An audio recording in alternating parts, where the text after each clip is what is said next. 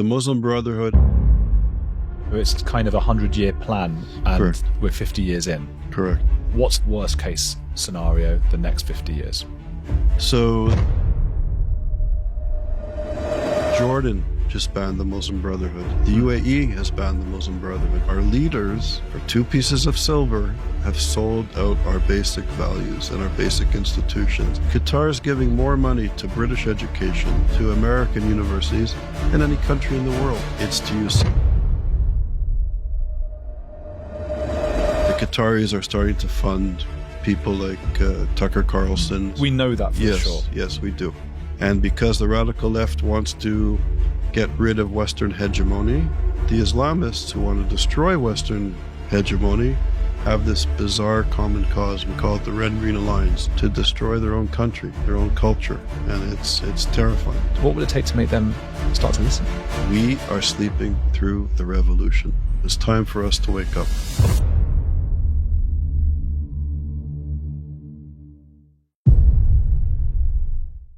I know it's annoying when creators ask you to subscribe, but since I started, the channel's grown 10 times faster. If you don't sub, YouTube probably won't show you the next episode. It's free and takes 2 seconds. Hit subscribe. I've just been looking this morning at this file that was sent to me that's extremely scary about the Muslim Brotherhood and its entryism. Explain to me in very simple terms what all of that means. Okay, so the Muslim Brotherhood, in a way, sounds like a benevolent, kind organization.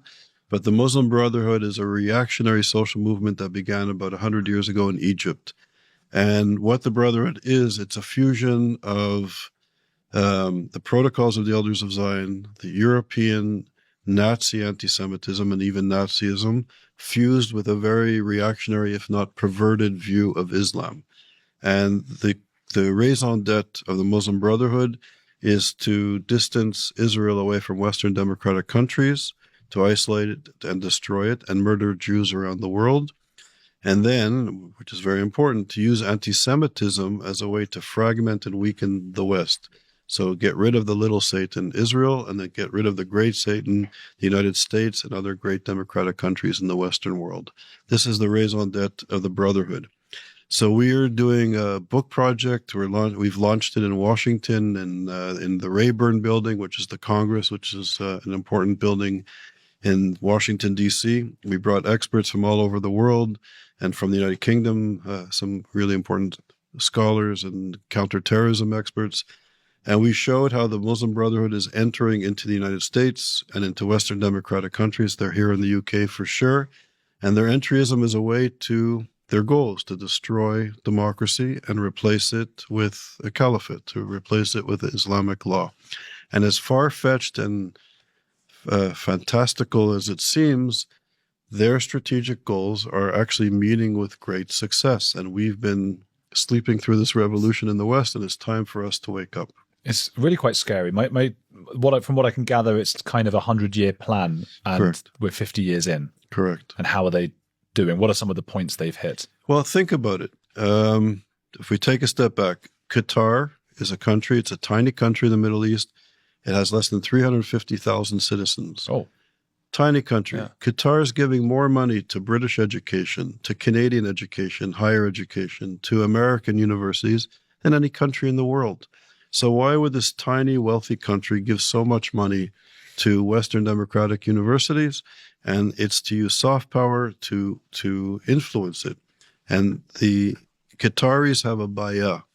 In Islam, a bay'ah is a spiritual oath to the Muslim Brotherhood. The royal family of Qatar follows all of the religious edicts, rulings, and fatwas of the Muslim Brotherhood. They basically represent the Brotherhood around the world. And we estimate that the Qataris are using up to $1 trillion in assets, $1 trillion, to use as soft power to buy favor in universities, in our media, in our political leaders, to further their goals and their agenda. So Qatar is at the forefront of basically representing the interests of the Brotherhood, which is basically to destroy democratic countries. So they're giving all this aid. Naively, many people think they're benevolent and they're doing wonderful work and funding our universities, but essentially they're changing the discourse in the West. So if we take a step back, Hamas, which is the Palestinian chapter of the Muslim Brotherhood, intent on destroying Israel and Western democratic countries. Hamas, which is anti-Semitic, but let's put that aside for a moment. They're anti-democratic, they're sexist, they want to subjugate women, murder gay people, and do away with religious minority rights around the world. Hamas murdered American citizens and British citizens on October the 7th. They kidnapped them. And amazingly, some of the best universities, the Ivy Leagues in the United States, Oxbridge in the United Kingdom, the University of London, are turning out some of the brightest, best educated young people, young citizens of democracies, and they're supporting Hamas. They're supporting anti-democratic, vulgar terrorists who adhere to a culture of death, who want to destroy democracy, who want to destroy Britain and France and Italy and Germany and Canada and Australia and the United States. And young people are being inculcated in this sort of red-green alliance of the radical left, which has dominated many of our best universities. And because the radical left wants to get rid of Western hegemony, the Islamists who want to destroy Western hegemony have this bizarre common cause. We call it the Red-Green Alliance. So our intellectuals, influenced by Muslim Brotherhood money, are teaching now the second generation of Western citizens to destroy their own country, their own culture. And it's terrifying. I think a lot of people say, "Oh, that isn't happening," or I don't even know. I keep tweeting saying. So, for example, I retweeted something I saw this afternoon, or I suppose you call it reposting now because it's not called Twitter anymore. But I think his name's Iqbal Mohammed. I'm not sure he's an MP or something. Gosh, I should really know my facts actually. But he was up, on stage and saying it's not just in parts of Birmingham. That's not enough. We need the whole city and then the whole country. We need this. And I reposted that, and I was just like, guys, you might say maybe, oh, that's just a minority. I don't know, but it's being spelled out for you here. What will it take to make people who are not already on, in our kind of circle, what will it take to make them start to listen? So tragically, I think a lot of this conversation has been censored, and it's often censored. It's self-censorship. We're censoring ourselves, and we're censoring ourselves because this notion of Islamophobia, which was invented by the Muslim Brotherhood and the Iranian revolutionary regime, one of the things that we need to realize is that the Muslim Brotherhood and Iran and other anti-Western democratic countries, they know us. They speak our languages, they speak our culture, they know our ways of life, they know how our universities work, how our political system works, and often we know nothing about them. And I think in a way we really need to understand who the Muslim Brotherhood is, their ideology, their strategic goals, and what they have in store for us. And we have to distinguish between people who adhere to this reactionary ideology that want to destroy democracy and Muslim citizens who are upstanding, good British citizens who want to live here in peace and be contributing members of our society. And there's a huge distinction. And it's a racism, if you will, of low expectations if we in the West cannot be critical of a social movement that wants to destroy democracy and speak for all Muslims. It's racism. They're a strong minority, but there's a vast majority of good and decent Muslims who want to get on with life and respect the other and respect democratic principles. And in fact, Jordan just banned the Muslim Brotherhood. The UAE has banned the Muslim Brotherhood. Saudi has banned the Muslim Brotherhood. The Egyptians have banned the Muslim Brotherhood. So Muslim countries, proud Muslims around the world, are getting rid of this perversion of Islam, this social movement that has a cult of death that wants to destroy and murder decent Muslims and Jews and subjugate women and kill gay people and destroy democracy. And yet, because of the hijacking of our university system, our young intellectuals and students are incapable of distinguishing between Muslims who believe in democracy and respect the other and Muslims who are basically fascist who have a cult of death. And this is our failure. So this canard of Islamophobia is silencing debate and making people afraid to be critical of this enemy within our society. What if there is no separating? What if there is no separating two different kinds of Muslims in that sense, and that Islam is actually simply incompatible with Western values? So I know this is a question floating around some of the discourse in the United Kingdom and increasingly in the United States, for example, and in other countries. Look, I think it's very dangerous, to be blunt. I think that, all religions, Christianity, Islam, Judaism, they have traditions that are violent, they have traditions that are problematic, and over time, there's been a coming to terms with some of the values and ideas in our cultures and our religions, and we make them applicable to living in a democracy with other people and other citizens, and that's very, very important. And there are Muslim traditions that have deep respect for the other. Unfortunately, there's a significant minority with power, like Qatar and the Muslim Brotherhood, who try to represent all of Muslims around the world, which they don't. And because of perhaps our ignorance, we lump everybody together. And that's a tragic mistake in terms of respecting Muslims, I think, and causing anti-Muslim behavior. And it's a stupid strategic choice because we need allies all over the world to struggle for our democratic principles. So it's a mistake on both levels. And I'd also like to say, for all sorts of reasons, I think we live in this sort of globalizing world governed by neoliberal policies that came out of the time of Thatcher and Reagan. The neoliberals wanted to weaken the state. They believed if you weaken the state and allow free market enterprise to come into the economy, it will cause economic growth. And with economic growth, you'll have more democracy and more inclusion. And what we have found that when the state is weakened, there's fragmentation and marginalization. So the glue that holds society together through our national identity, through providing goods and services like healthcare and education and public transportation, is slipping away. It's becoming less efficient. And the Islamists, on the other hand, also want to destroy the state. So we have three, reactionary social movements: the radical left, the radical right, and political Islam, that's attacking the democratic center.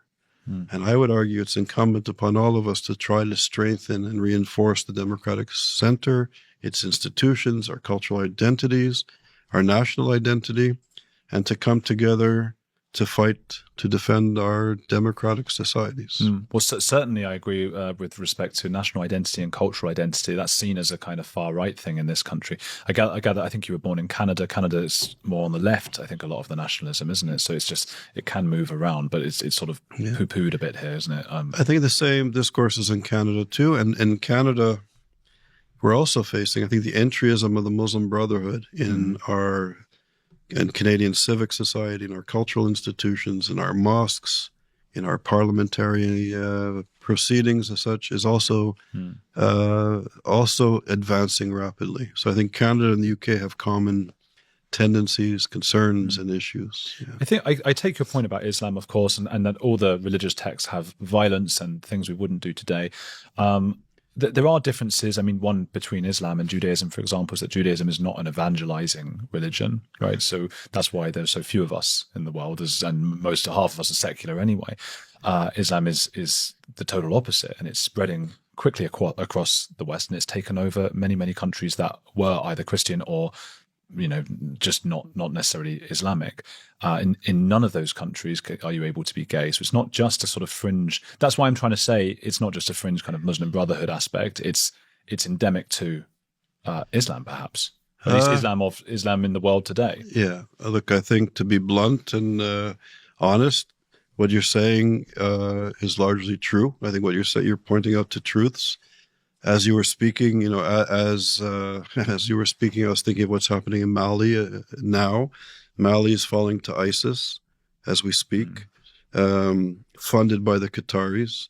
Sudan, there's genocide happening there, also funded by Qatar in many ways. Nigeria, the attack on Christians. Yes, I mean, there's profound issues sweeping the world, and radical Islamists are there, and they're a force that needs to be reckoned with. But So at one level, I agree with you, but I would also say that the establishment in the United States, in the United Kingdom, in Europe, in Canada, in Australia, are in bed. They're in bed with the Islamists, with the Muslim Brotherhood, with the Qataris. Before the Qataris, it was the Saudis. They were the address for radical Islam. Today, they're not. When President Obama was elected, the first thing he did was he went to Cairo and he invited the Muslim Brotherhood as his honored guest to sit in the front row of his first public speech. And they thought by engaging, in quotations, the Muslim Brotherhood, you can work with them. So we in the West have made significant errors in recognizing the most pernicious elements of the Islamic population, of the Islamic community, and we've made strategic mistakes to get into bed with them. And I think it's time that we work with, support, and help Muslims in Western democratic countries, and certainly Muslim nations like the United Arab Emirates, like Saudi Arabia, that's sort of changing as we speak, and engage with people who are true partners, not with Qatar. And the influence of Qatar in the British establishment and in the American establishment is profoundly disturbing to any of us who care about democratic principles and peace in our own society. It's very scary. I wonder if part of what got us to this point is because I hear when you speak and you say, not to labor this point, I'm not going to go on about it the entire time, but I guess my feeling is that it's not just a fringe aspect. It's not just the Muslim Brotherhood. It is part of Islam today. It doesn't mean Islam couldn't be different in 100 years or so. This is what a lot of people are concerned is what got us into this place in the first place. We all have an urge to be the grown-up in the room. I have that urge. I always feel it. And I want to say, well, not all of the people, not all of the things. And I was always told as a child, for example, and you grew up as a Jew, you're always told like, hey, there's a threat out there. And there's a threat from the far right. And there's a threat from Islam as well, which we know. But I was always told, hey, it's only 1 in a million of terrorists. That's what my parents told me, to make me feel better. There's only 1 in a million. And then you find out, well, there's 40,000 jihadists on the watch list in the UK now. And those are just the ones we know about. And it's the percentage of Muslims in this country who are anti-gay, or the percentage, for example, in Pakistan of people and we bring in a lot of people from Pakistan, and I don't think they are necessarily that entwined with the Muslim Brotherhood, who have unfavorable views of Jews, is 99% in Pakistan. So do you get what I'm saying? Absolutely. Is there a time when, we can't be the adult in the room anymore because that's what let this happen? Right. Look, I think you're pointing to, a real, I won't say problem, I think it's a real crisis, right? So I can't argue with you at that level. But I will say this, I think the leaders of Britain, of Canada, Australia, and other countries in the West have taken in refugees and immigrants without asking them what their views on democracy, on citizenship, on living with people from different communities in a new country. And there should be tests. The Germans finally have initiated a test for people who want to become citizens or emigrate to Germany. They have to believe in democratic way of life. And I think that the fact that we've allowed people into our democracies who are anti-democratic and hate the United Kingdom and hate many of the citizens here is a problem. But it was political expediency because the establishment in this country worked with the most pernicious elements of the Islamic world.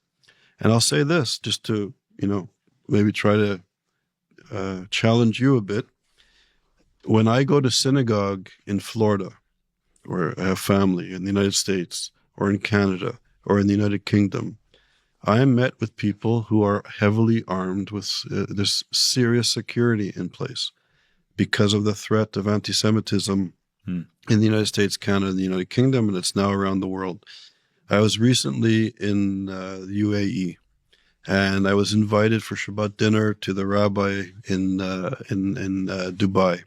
And I'm always a bit late, as you know. And it was Shabbat, and on Shabbat you can't, use telephones or ring the bells and things like this. So I went to the rabbi's home for Shabbat, and I was late. So on the Sabbath, I couldn't ring the bell out of respect to him. And I was outside this walled gate, and I was knocking on the gate, and nobody heard me. So after 5 minutes or so, I worked up some courage, and I opened the door, and I went into the courtyard. And then I went up to the home of the rabbi. It's his home and synagogue in the same building. I was knocking on the door. Nobody answered the door. And after another 5 minutes, I worked up the courage. I opened the door. I walked into their home. To my right, there was a religious service for Shabbat going on. And the dinner in his home was to the room on my left. No security. Nothing is locked. And people are living in freedom. It's extraordinary. And I was in Saudi Arabia a couple of times. And the treatment and the respect I received as being, I'm also Israeli, and being Jewish, was remarkable.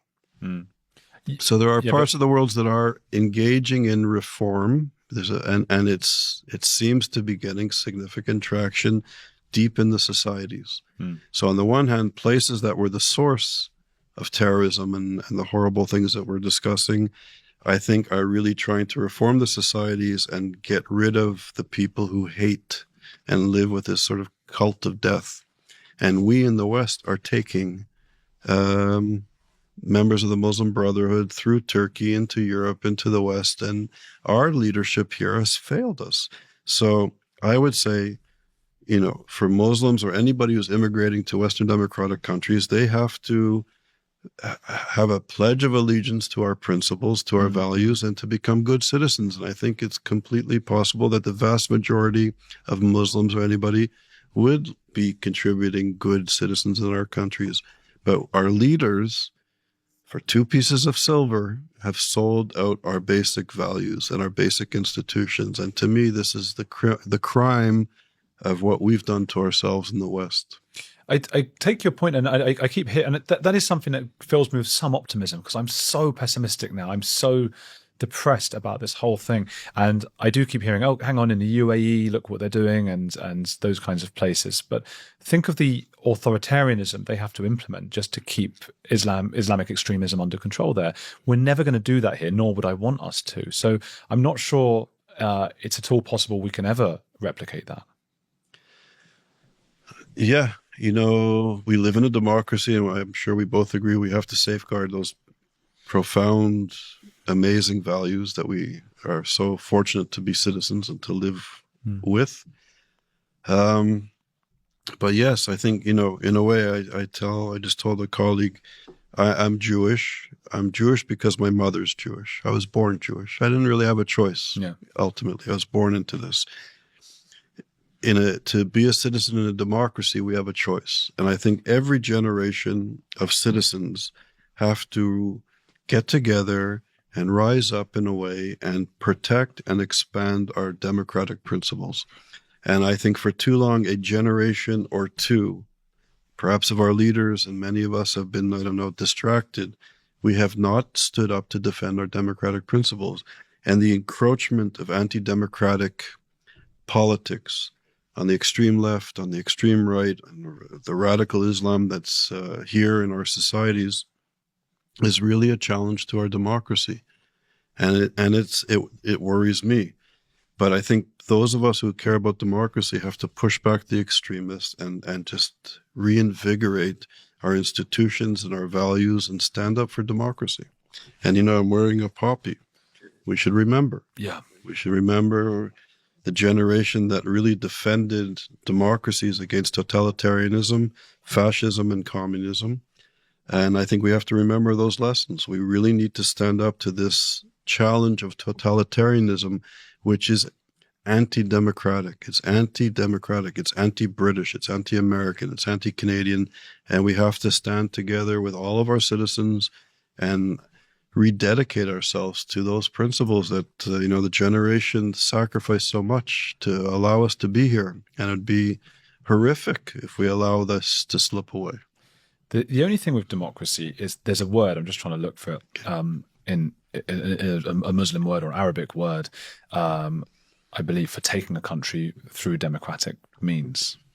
And that is what might happen. And I think that many expect to happen in the UK, whether in 10, 20 years or in 50 to 100 years. What is your outlook, this report that you've got, we're 50 years in to this entryism, Muslim Brotherhood. What's the sort of worst case scenario the next 50 years? So the Muslim Brotherhood set out the strategic goal. It's a 100-year plan. And as I said earlier, their goal is to move Israel away from Western democratic countries, to isolate it and to destroy it, and to murder Jews around the world. October the 7th was an example of their strategic goals. Yosef Kaudawi, the spiritual head of the Muslim Brotherhood, preached his entire life that the true Muslim is obligated to complete the work of Hitler. Right? The true Muslim obligated to complete the work of Hitler. Yosef Kaudawi was brought to the United Kingdom by the establishment here, by Corbyn, by Livingston, by Corbyn, by Livingston and Galloway. He was welcomed into the royal establishment, into Oxford. He helped to create Islamic studies at Oxford University, brought into the British establishment 30, 40 years ago. Their goal is to destroy Western democracy with entryism. And their strategic goal 50 years later, right under our noses, is having tremendous success. They're in Oxford, they're in Cambridge, they're in the Ivy Leagues. They're turning out students who hate democracy, who hate the United Kingdom, who hate Canada, who hate America. Students marching in the streets of London, of Paris, of Toronto, of New York, assaulting citizens. We had acts of terrorism here, of murder in a synagogue not too far from here. Murder of a synagogue in Manchester not too long ago.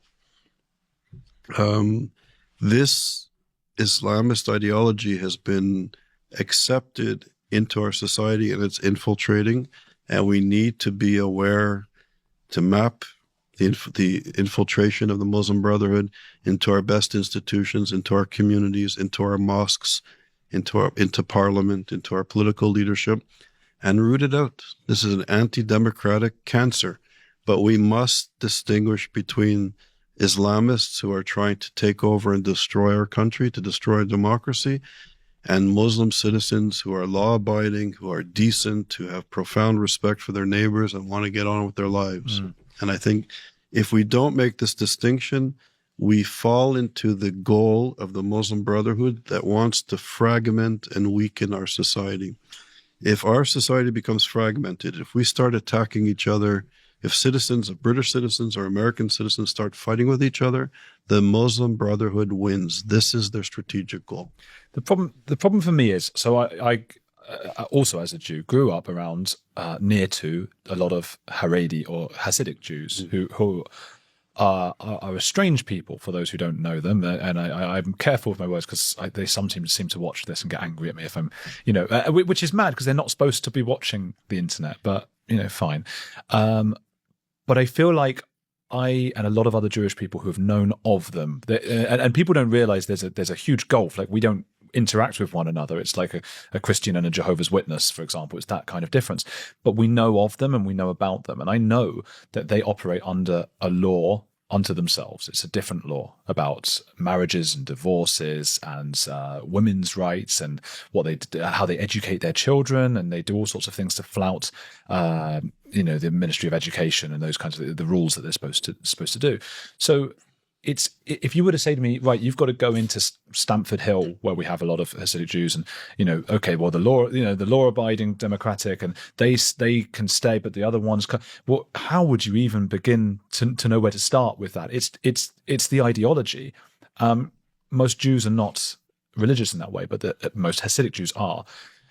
Islam is another beast. I mean, it's much more extreme than Hasidic Jews in terms of a propensity towards violence and evangelizing.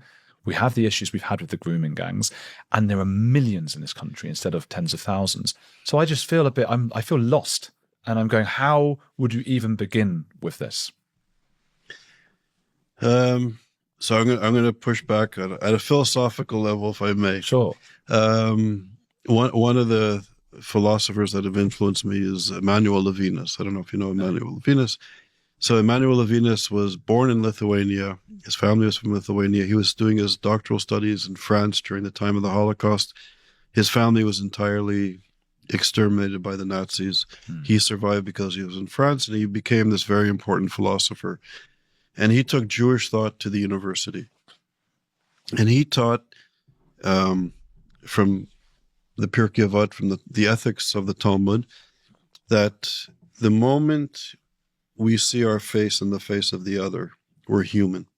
The moment we see our face in the face of the other, we're human. So in other words, we need the human.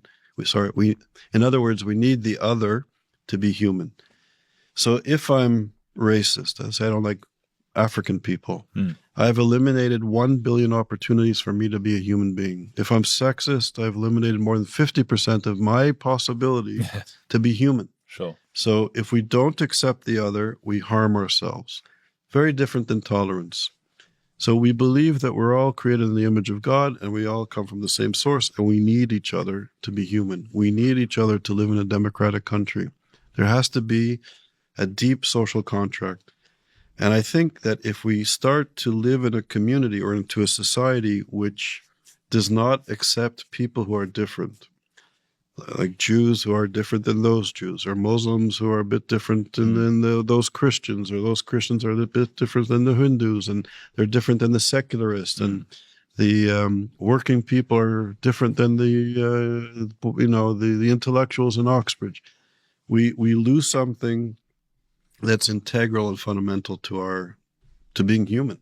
But isn't there a fundamental nuance and distinction there? Because you're talking about when you say about I don't like Africans, or not the hypothetical of I don't, or women say, we're talking about immutable features. And I feel like one of the places we've gone wrong in the last few decades is we have somehow completely lost sight of the difference between immutable features and harmful ideologies. So yes, I agree with you. Of course, we mustn't forget the human.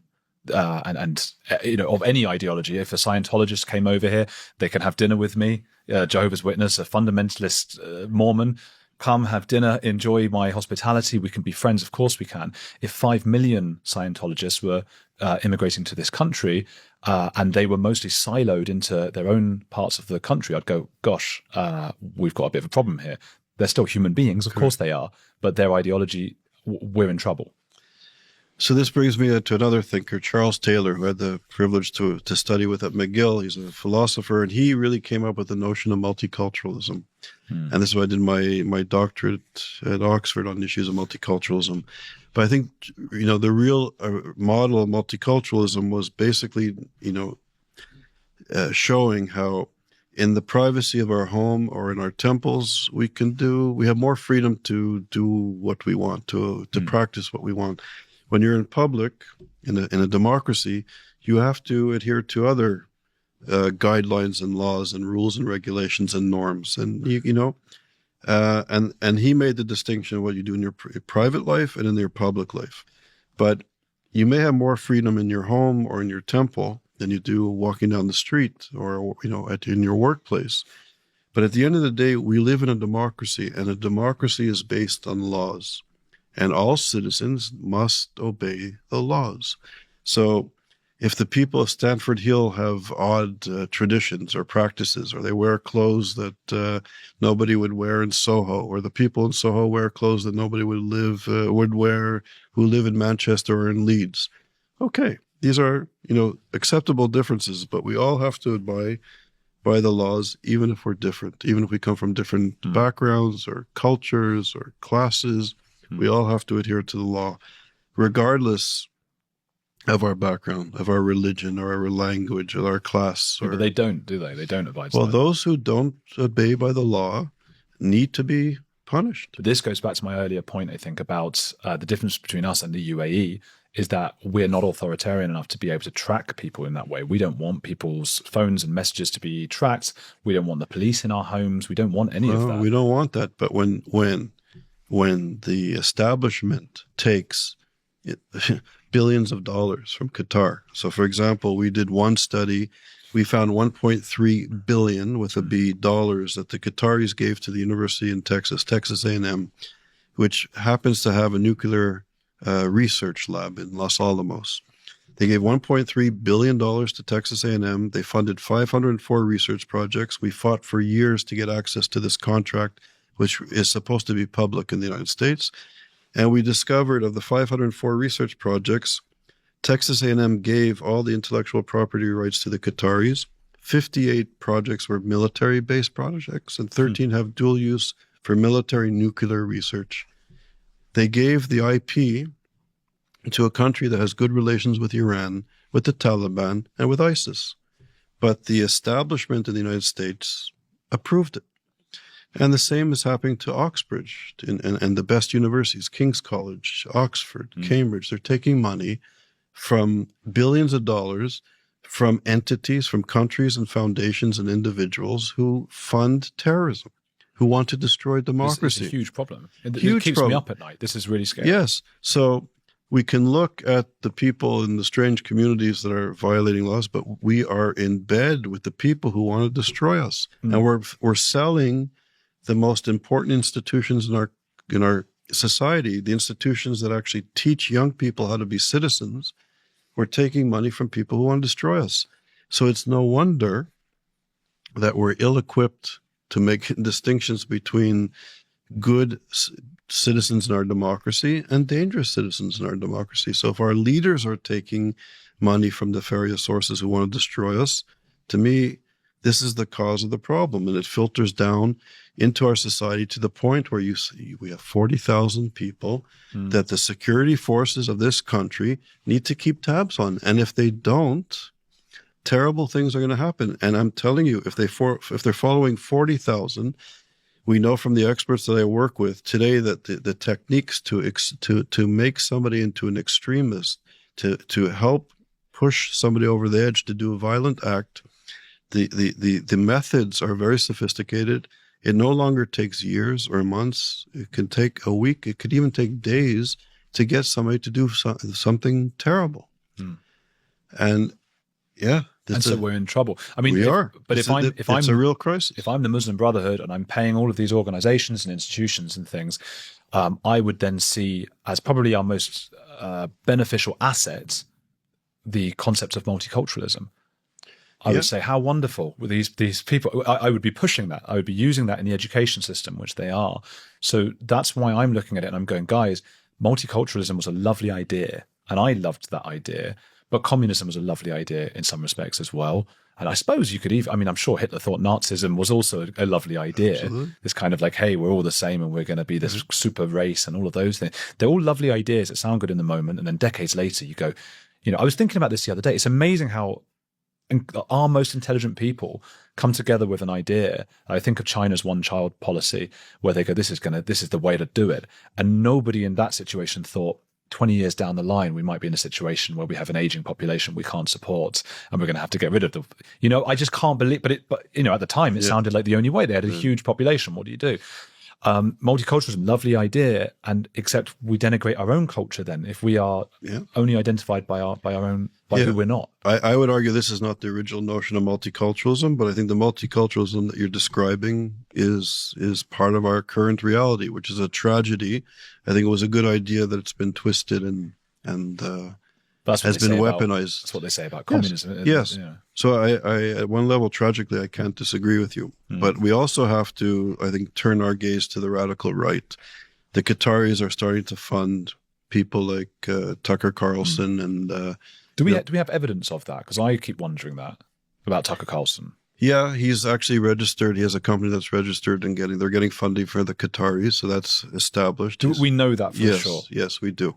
Because with Candace, I feel like she's just a bit nuts and ideological. Yeah, her husband is interesting. I think he's an extreme kind of I don't know. Okay. I don't know enough, but yeah.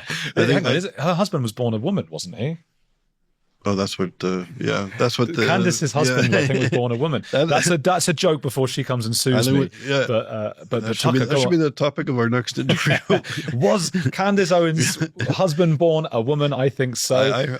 I've been reading about that. Yeah, I've heard that. I don't know. I'm just asking questions. Tucker Carlson, though, there's videos where you see a complete 180 on everything he said. Yeah, so amazing. So he is being funded by a Qatari entity, and his company's registered on Faro. So there's money from Qatar coming to him.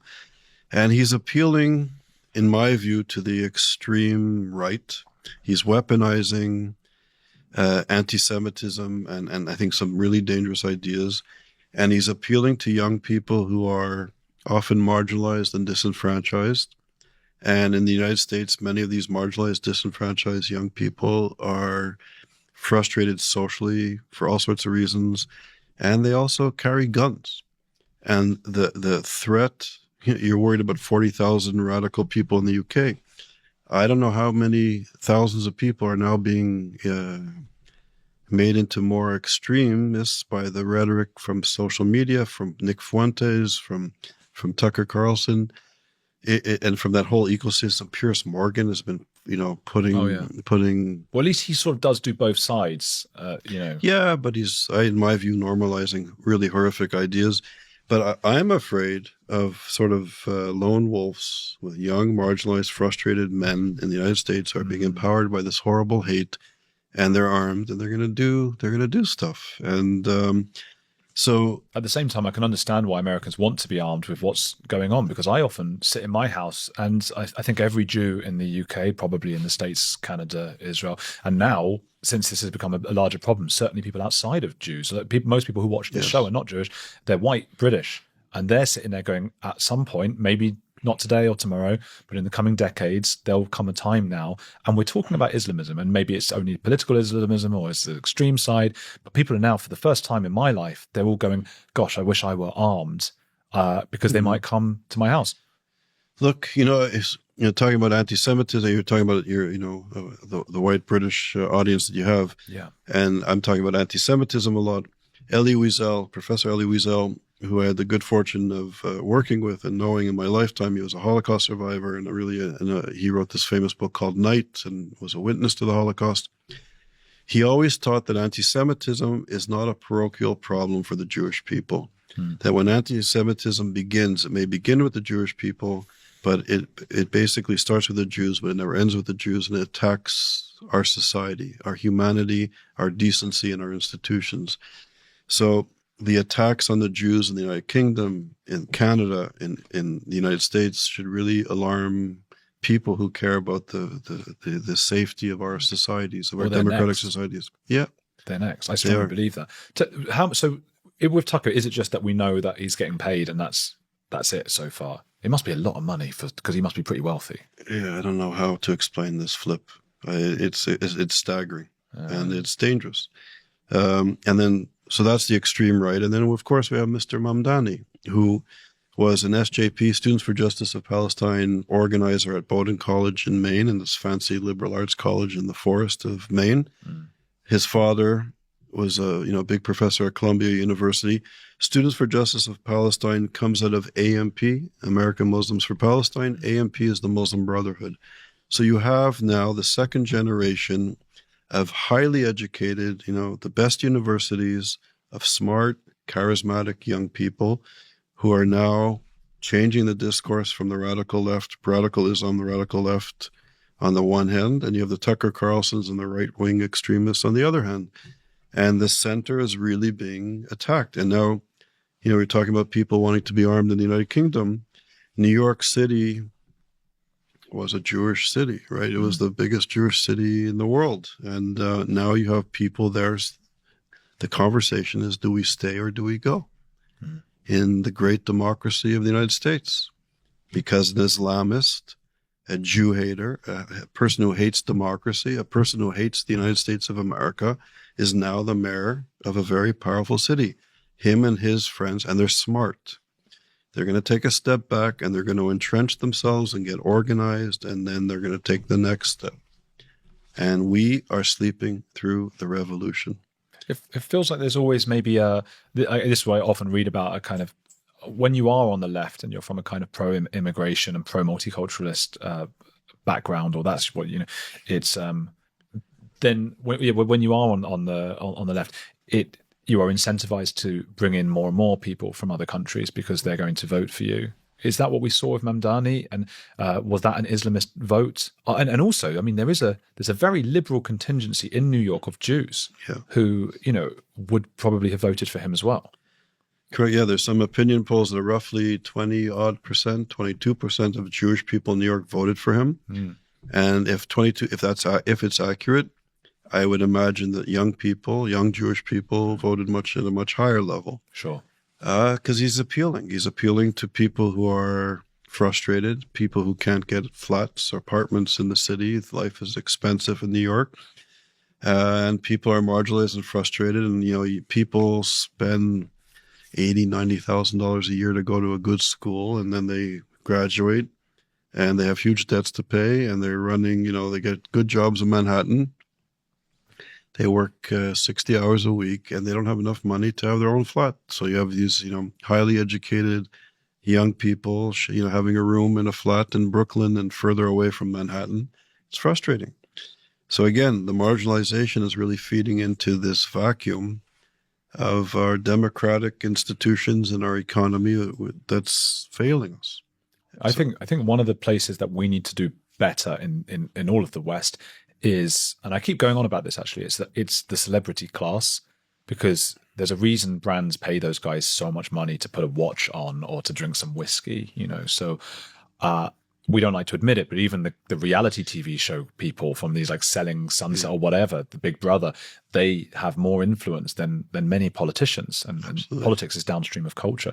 We had one guy here called Rylan, who is very much a kind of reality TV show guy with the sort of fake white teeth and all the hair, all that stuff. And he's got a big Essex accent, and he seems like a nice fella. But he came out with something on TV the other day. He said people are worried. People are worried about immigration changing their lives and so on. Yeah. He's not been seen since. But I think if we change, if we can start to allow, and that's partly what I'm trying to do with this show as well, occasionally get someone from that mainstream world here and have a decent conversation with them and try. But how else can we start to, is it just an uphill battle? Can we fight back against this kind of Qatari influence? Is it going to be impossible? No, I don't think it's impossible. Again, I'm wearing this and I'm thinking of what, the generation of British and Canadian and American and all the people who really got together and paid such a profound price to that with their lives to defend democracy. We have to remember their lesson. And if they could save democracy, I'm sure, the threat is not as great as it now as it was then, but it is a threat. It is a threat. I just think we need to distinguish between the threat to our democracy in an intelligent way and fight back to defend it. And I think we have allies throughout the United Kingdom, throughout democratic countries, and throughout the world. I think actually countries around the world are turning to the West and saying, they're also in third world countries, in the Middle East, in Mali, in Sudan. They're being victimized by this cult of death at a tragic rate. And this hate is spreading around the world. And we need to, in the West, stop taking short-term gain, taking money, a lot of money from Qataris and other horrible people, from the King of England to Oxbridge, to the Ivy Leagues, to the Democratic Party and the Republican Party in the United States. We need to stop taking these people's gifts because they're out to destroy us. And we have to think long-term, not short-term, and surround ourselves with allies of democratic principles and fight back. And yes, I started coming to the United Kingdom, to London in 1986 as a student at UCL, and I've been walking around the streets in the last few days I've been here, and the change is profound. And it's London is this incredible international city, and we should never lose sight of the value and magic of being in this incredible city. But you can also see there are sectors of this city that are antithetical to what the great city of London was and is and must be. Mm. And so, but we have to, I don't think take a hammer, but take a surgical knife perhaps and root out the cancer. Mm. Well, the immigration process, I think, has to stop tomorrow or yesterday. That's got to immediately stop. Refugees, I don't know what you do with refugees, and what someone said to me recently was refugees should be going to places on the same continent. So there's a similar culture, so we take Ukrainians and so on, and people in Palestine or Gaza or Syria, whatever, should be going to countries in those kinds of regions. Unless everybody's playing ball, it doesn't really make sense, does it? Yeah, look, I think we need to take, again, if you want to come to a Western democratic country, I think you have to be the type of person who wants to live in a democracy. And all of that, all of what that implies, that means respecting the fact that in democracy, all citizens are equal under one legal system. Men and women, straight people, gay people, rich people, poor people. We're all equal under the law. And if immigrants don't accept it, I don't think they have a place here. Yeah, but that means we have to make some quite draconian changes right now. We need to make changes, yes. I was asked by, or it was suggested to me by our mutual friend Ali Tabrizi, with whom you spoke recently, that I ask you about a moment you were in a hotel room and you discovered lots of things. Does that ring a bell? No. Sounds like it must have been interesting. It must have been great. He said when you were discovering the Qatari influence, he said, make sure to ask him about this. I wasn't in a hotel, but yeah, I was in, so I was in my flat in Palo Alto, California. So I was running a research center at Yale University, and it was closed in a very odd way. There's usually a process that institutes are closed, and it's very rare that it's closed. And we were running a successful institute, and it was closed down and everybody was fired. And then I went off to Stanford University, and I finished writing a book late at night, and I was late with my deadline, and spent weeks not sleeping properly and, working, pulling all-nighters till I finished the book. And I finally sent off the manuscript, and I was wired, and I was looking at the internet, and I was looking at hockey scores and reading newspapers. And I came across an email from a gentleman named Charles Hogan. And Charles Hogan was the vice president of Yale. And he was very antagonistic to the work we did. And he was, I would say, and I don't use the word lightly, he was an old school anti-Semite. Okay. To his soul, to his core. So Charles Hogan was working for a pharmaceutical company in Cambridge, Massachusetts. I Googled the company. It was owned by the Ben Mahfouz family. Ben Mahfouz had a chemical factory in the Sudan that the Clinton administration attacked because they were building weapons for terrorists. In a very short period of time, I found all sorts of connections of Muslim Brotherhood money and terror finance money going to Yale, going to universities in the United States. And this led me on this rabbit hole. And I do social theory and philosophy, and I was reading all this stuff. And I found all these connections in just about an hour. And I didn't know if this was my imagination gone wild or this was the tip of an iceberg. And I brought it to professors and experts on counterterrorism and terror financing. And two of these leading scholars were like, yes, we know this institution, we know this family, and yes, this is a tip of an iceberg. So what I did, my parents have a retired forensic accountant as a neighbor, and I told him the story. So he volunteered and worked with me for many years. And I have a friend who was also a scholar on the Muslim Brotherhood. And the three of us, without any budget, spent 7 years researching the illegal entry of money into American universities. We found $3 billion. I ended up, it's a long story, which I won't bore you with, but I ended up presenting our findings in Washington in front of 100 top civil servants, including the head of Homeland Security, the Attorney General, the head of the FBI. We presented our work. The federal government launched an investigation, and they found tens of billions of dollars of illegal money coming into American universities. The Biden administration called off the investigation as soon as it was in power. And because of our success, we were able to raise money and build a team of experts. And now we're about 25 experts who are experts of the Muslim Brotherhood, anti-Semitism, and terror financing. And we've done 15 reports since October the 7th in the United States on higher education and the buying by the Qataris and the Muslim Brotherhood of our education system. We've done 2 reports on Canada. We're coming out with a major report on the United Kingdom. We've done a report on Australia and South Africa. And we're exposing this network of up to $1 trillion of assets where the Brotherhood is using the Qataris to use soft power to take over our government and our institutions. And this is the work we're doing. It's amazing work you do. I've got one more question for you, but where can people find some of your work or get in touch or anything like that? Okay. Well, Albert, so first of all, Ali Tabrizi is an amazing social content creator. Yeah, wonderful. He's just started working with us, so we're blessed to have him. Oh. And the work, you can see our work at our website, which is www.isgap.org. All of our reports are there, and they're available for free.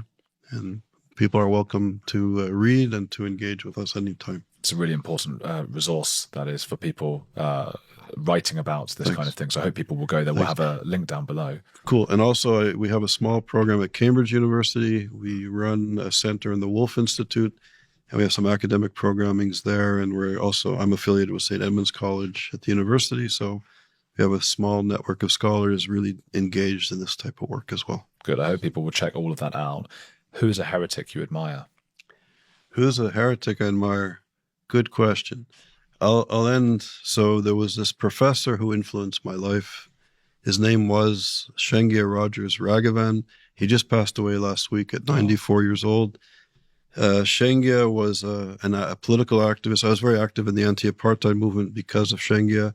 Shengia was one of the founders of the Black Consciousness movement. He taught Stephen Biko, and it basically was under house arrest and was exiled to the United Kingdom. And he came here as a refugee and ended up studying in Cambridge and Oxford and was a teacher here. And to make a long story short, I met him. I grew up in the suburbs of Montreal, and we met in Montreal. And he told me, you should go to Oxford. And when he told me this, I actually looked behind me because I didn't believe he was talking to me. But he literally took me to the library, I didn't know what a scholarship was. And he kind of, led me to the UK, to Oxford, and really had a profound influence on my life, the direction of my life, but also on ethics, on how we have to defend democracy and pursue justice and respect all of the people around us in our lives. He was a very ethical, spiritual guy. So he just passed. He led a really impactful life, and he was somebody that was a heretic, exiled from his country, but an amazing ethical, spiritual guy who influenced many people. I'm sorry for your loss. Yeah, well, he led a long, impactful life, and it was a rich life. And okay. Yeah, good example of how we should live. And a great heretic. Yeah. People, please go follow Charles Asher Smalls. We'll go look at Ali Tabrizi, because he set this up, and he's great, and he's working with Charles as well. Go to isgap.org as well, because this is really important. That's where you're going to find we have the discussions here, but you're going to find all the actual information, the stats, and all of those things on isgap.org. We'll have it in the link down below. Hit the like button and keep watching this channel.